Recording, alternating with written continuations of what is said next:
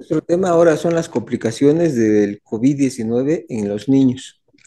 Ya a finales del 2019 se identifica un nuevo virus como causa de una enfermedad pulmonar grave que se extiende rápidamente en toda China, seguida también de un número creciente de casos en otros países a nivel mundial. En febrero del 2020, la Organización Mundial de la Salud nombra a esta enfermedad como COVID-19 para identificar a la enfermedad por coronavirus y a partir del 11 de marzo del 2020 ya es declarada como una pandemia.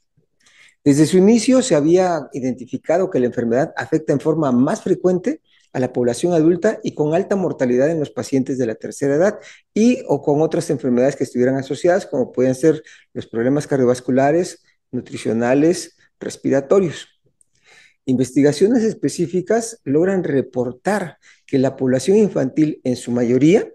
se comporta con ausencia de alteraciones o con una evolución benigna que durante el curso de la enfermedad a los niños les causa poco malestar.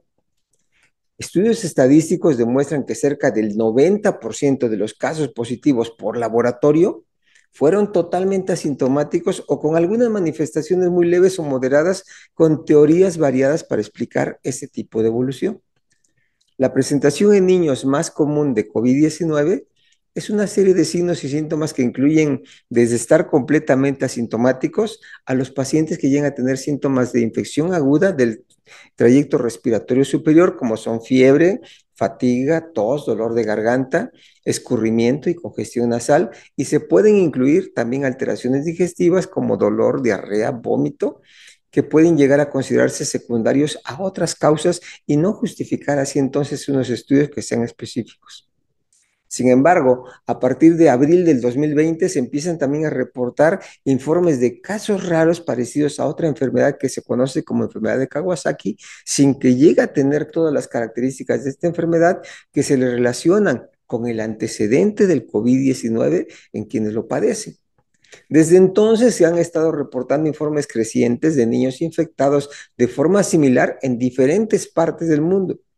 Así, de forma inicial, se le describe como un nuevo síndrome inflamatorio multisistémico en niños para establecer la advertencia de su detección en ellos que de forma repentina pueden presentar esos datos y que pueden incluso llegar a fallecer o tener graves complicaciones por el desarrollo de esta condición. Este cuadro es diferente a la enfermedad de Kawasaki original, ya que el original es más frecuente en niños escolares y adolescentes, que son de 9 a 11 años, con mayor predisposición para niños de origen hispano y africano, mientras que la enfermedad de Kawasaki afecta con mayor frecuencia a los menores de 5 años de poblaciones con ascendencia asiática, compartiendo entre ellos varias manifestaciones inflamatorias similares que son específicas. Este síndrome inflamatorio multisistémico, que ahora se le llama como SIM o SIM-COVID-19,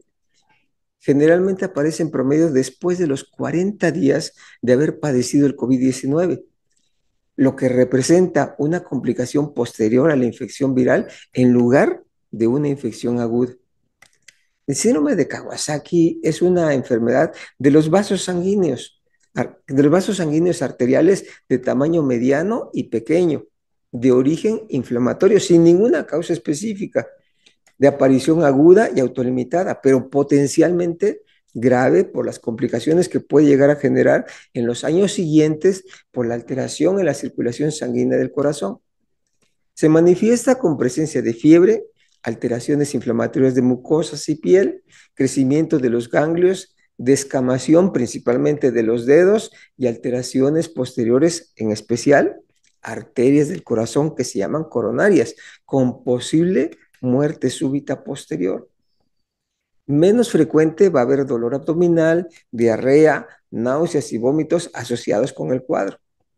Para diagnosticar esta enfermedad se deben cumplir estrictos criterios clínicos y de laboratorio, que en el caso de los niños y adolescentes con antecedentes de COVID-19 generalmente no se cumplen y entonces el cuadro se considera luego como atípico o incompleto. Pero notando que durante su presencia hay alteraciones del funcionamiento cardíaco que puede representar riesgo vital al paciente. Se nota una respuesta favorable con el tratamiento similar a la enfermedad de Kawasaki.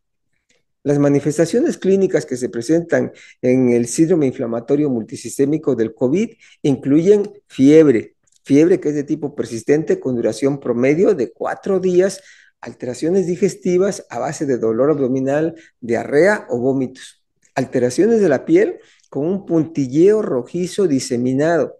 alteraciones neurológicas con dolor de cabeza, somnolencia, confusión o letargo, alteraciones respiratorias con congestión nasal, escurrimiento, conjuntivitis con coloración rojiza notoria de los ojos, compromiso de la membrana mucosa de la boca, con enrojecimiento e inflamación de la lengua, encías y labios hasta con sangrados superficiales, principalmente en las comisuras y los pliegues labiales,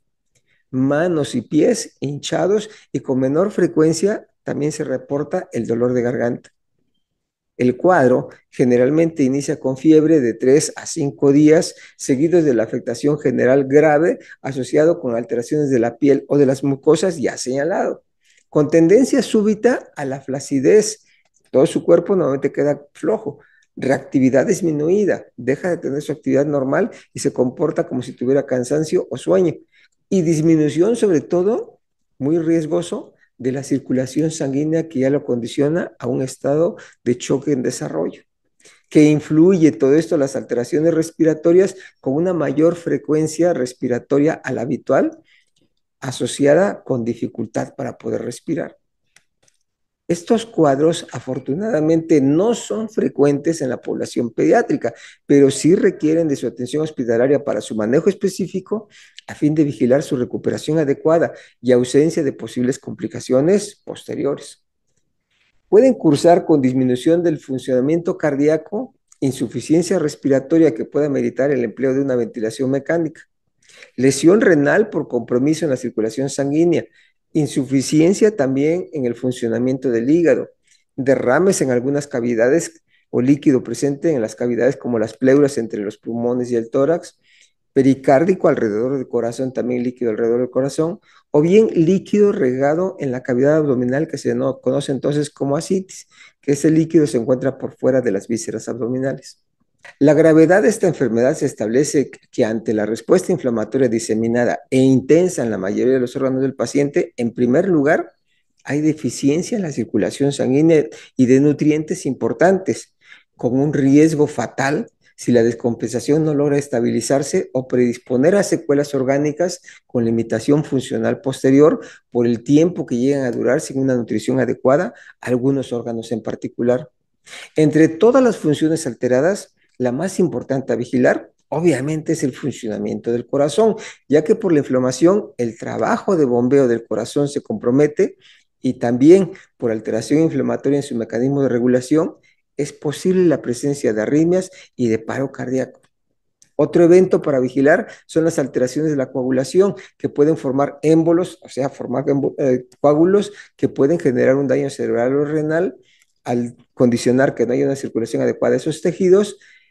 y su atención entonces se tendrá que hacer bajo vigilancia con unos monitores específicos y estudios para comprobar que no haya un deterioro progresivo en ese tipo de funciones. Esta enfermedad debe diferenciarse de otras que pueden tener alteraciones similares, por lo que deben de comprender los familiares de los niños afectados que al momento de quedar hospitalizados para su atención, siempre será necesario y adecuado realizar diferente tipo de estudios de laboratorio o de imagen a fin de poder determinar la naturaleza de la enfermedad y en forma asociada continuar o modificar su tratamiento para un mejor pronóstico. Dentro de los estudios se deberán de incluir en particular durante esta pandemia la reactividad de los anticuerpos específicos para coronavirus que al ser positivos establecerán entonces la relación con esta enfermedad, recordando que la mayoría de estos pacientes en inicio pueden no tener manifestación alguna para sospechar su presencia. Se aclara que los anticuerpos existen en dos tipos de fracciones especiales. Los anticuerpos de tipo M son los primeros en incrementar ante el cuadro agudo. Después de 10 o 14 días del cuadro y en forma progresiva empiezan a disminuir, incrementándose entonces así luego los del tipo G, la inmunoglobulina G, que se asocian con una convalescencia de cuadro en una inmunidad relativa, por no tener certeza específica aún de su duración. El estudio nasal es negativo por no tener ahí a los virus de una manera presente. Se insiste finalmente que este cuadro no es frecuente y en especial que la mayoría de los niños no tienen manifestaciones evidentes del COVID-19 para poder identificar su afección. Pero si alguno tiene fiebre, habrá que vigilar por 48 horas si asocia cualquier alteración corporal adicional de sospecha para su atención temprana. Así entonces, cuando un niño llega a tener fiebre y empieza a tener manifestaciones adicionales, no se confíe. Es necesario que se haga una revisión adecuada del paciente y si el caso lo requiere, que se efectúen los estudios que el médico considere necesarios. Bien, agradecemos su atención que nos han dado en este video y si les ha interesado, pueden ustedes mandar este enlace a través de sus redes sociales a familiares, amigos o vecinos para que si ellos tienen interés en conocer más información relacionada con la atención de sus niños, puedan suscribirse a nuestro canal de video en YouTube, Pediatría Alevas. Sin más, solamente me resta agradecer su atención, esperando contar con su interés para nuestro próximo tema. Hasta luego, muchas gracias.